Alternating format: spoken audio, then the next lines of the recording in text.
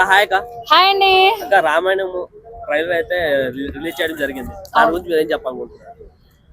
అందులో హీరో రణ్వీర్ కపూర్ రాముడు గెటప్ వేశాడు కదా, అసలు చూడడానికి చాలా బాగుంది.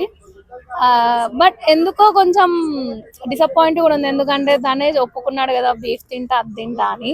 సో అట్లాంటి రాముడు క్యారెక్టర్ ఇవ్వడం అనేసి కొంచెం మంచి అనిపించలే. బట్ ఏమంటారు, పాత్ర కాబట్టి తప్పదు, ఏదైనా సరే చెయ్యాలి ఇస్తే.